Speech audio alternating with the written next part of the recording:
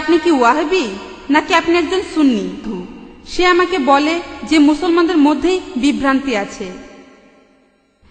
মুসলমানরা নিজেরাই এক অন্যকে প্রশ্ন করে যে আপনি কি ওয়াহাবি নাকি আপনি একজন সুন্নি। মুসলমানরা বিভ্রান্তির মধ্যে রয়েছে।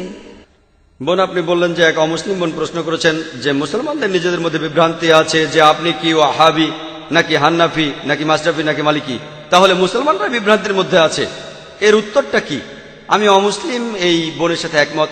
দুর্ভাগ্যজনকভাবে মুসলমানরা এখন অনেক ভাগে বিভক্ত। তবে আমি যখন হিন্দুদের বেদ পড়তে বলছি তখন মুসলমানদেরও কোরআন পড়তে বলছি।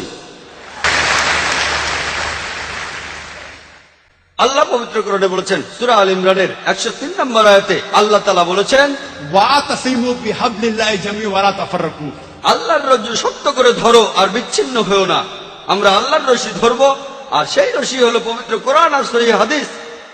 আল্লাহ কোরআনে বলছেন, সূরা আল আনামের 159 নম্বর আয়াতে উল্লেখ আছে, যারা দিন সম্বন্ধে নানা মতে সৃষ্টি করেছে, হে রাসূল, তাদের দায়িত্ব তোমার নয়। ইসলাম ধর্মে বিভিন্ন দল আর মত তৈরি করা এটা নিষিদ্ধ, এটা হারাম। কিন্তু যদি মুসলমানদের বলি আপনি কি, কেউ বলে আমি হানাফি, কেউ বলে মাশরাফি, কেউ বলে হামলি, কেউ বলে ওয়াহাবি। নবীজি কি ছিলেন? তিনি কি হানাফি? তিনি কি মাশরাফি? তিনি কি হামলি? তিনি কি মালিকি? তিনি কি ছিলেন? তিনি মুসলিম ছিলেন। পবিত্র কোরআনে সূরা আল ইমরানের 52 নম্বর আয়াতে উল্লেখ করা আছে, ঈসা আলাইহিস সালাম, যীশু খ্রিস্ট, তিনি মুসলমান ছিলেন। পবিত্র কোরআনে সূরা আল ইমরানের 67 নম্বর আয়াতে উল্লেখ আছে যে ইব্রাহিম আলাইহিস সালাম, তিনিও মুসলিম ছিলেন। পবিত্র কোরআনে সূরা ফুসিলাতে 33 নম্বর আয়াতে উল্লেখ করা আছে, ওয়ামান আহসানু ক্বালাম মিম্মান দাআ ইলাল্লাহি ওয়া আমালা সালিহান ক্বালা ইন্নানি মিনাল মুসলিমিন। সেই ব্যক্তির চেয়ে কে উত্তম যে মানুষকে আহ্বান করে আল্লাহর পথে, সৎকর্ম করে আর বলে আমি মুসলমান। আমাদের নবী মুহাম্মদ সাল্লাল্লাহু আলাইহি ওয়াসাল্লাম মুসলমান ছিলেন। আল্লাহই বলেছেন আমরা হব মুসলমান। মুসলমানের চেয়ে ভালো কোনো বিশেষণ নেই। আর চারজন বিখ্যাত ইমামের সবাই, ইমাম আবু হানিফা, ইমাম মাশরাফি, ইমাম আহমদ ইবনে হাম্বল, ইমাম মালিক, আল্লাহ সবাইকে শান্তিতে রাখুন, তারা বিখ্যাত পণ্ডিত। আমি তাদের সবাইকে শ্রদ্ধা করি, পছন্দ করি। তারা বিখ্যাত পণ্ডিত।